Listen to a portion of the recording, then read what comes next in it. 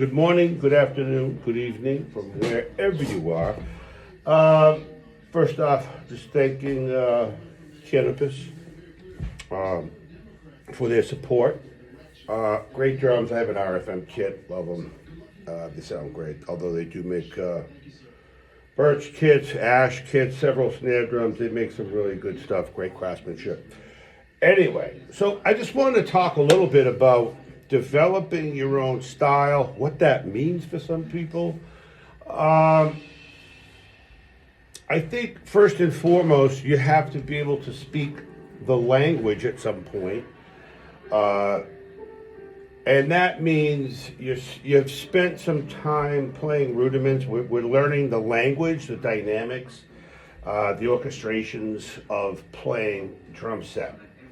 And we've dedicated a good amount of time to that so that we can now kind of play and on some level, we know our job, whether it's big band swing or it's rock and roll, is to keep time. But as we start to develop, lots of people copy people, and that's cool. Transcribe, that's a great thing to do while we're learning. But at some point, how do you develop your own style?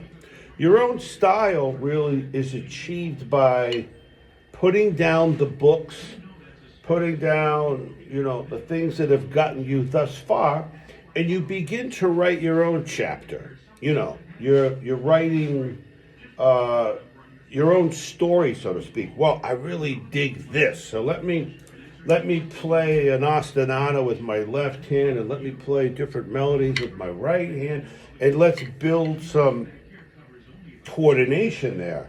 Maybe over a samba pattern, maybe a different pattern.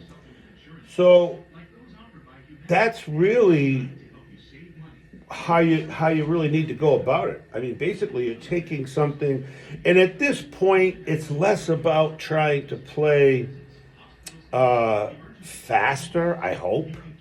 a faster paradiddle, a flashier this. It's really about just looking at your instrument and say, where do I want to develop? Where do I want to go? And sometimes these are more conceptual. Maybe it's taking a melody, like I'm big into that. Okay, let's take a melody and let's see what happens with that. Let's work off the melody. Let me get better at that.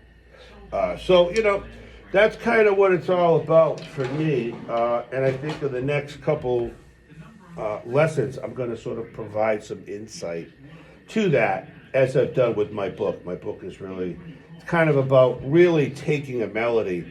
And this is something you can write out. You just write out a one measure melody. It could just be a 1 and 2 and 3 and 4 and 1 and 2 1 and 2 1 and 2 And I mean, if I were to just play that, or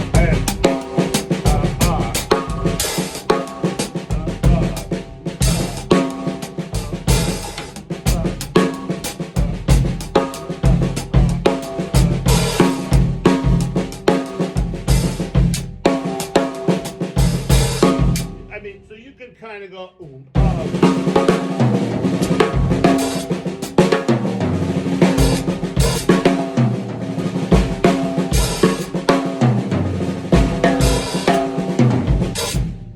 and it goes from there. so now you and I just came up with that one. Haven't practiced that one. So you're just allowing that melody to take you where you want. Not just one thing. I've seen lots of other guys. Something more that I'm a little more into is taking something that's maybe taking a number of bars to resolve. Maybe playing.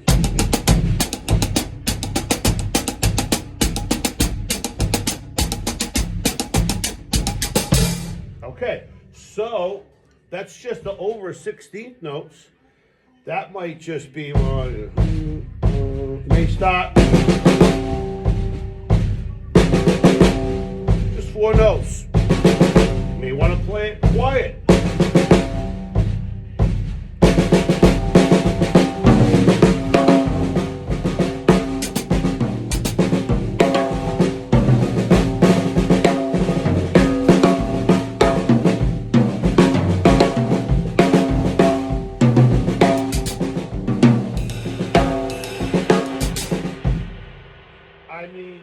there's a million different ways you can approach that.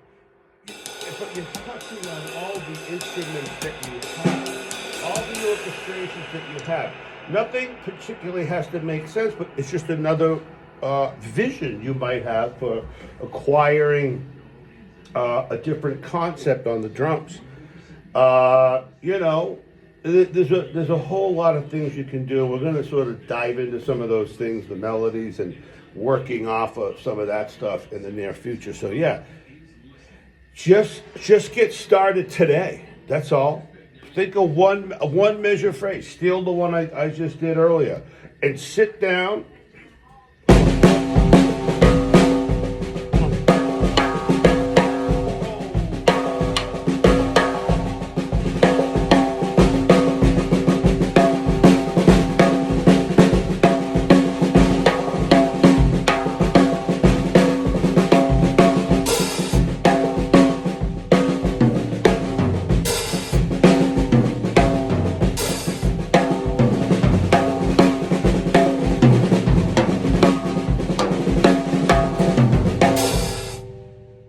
Some fun, man.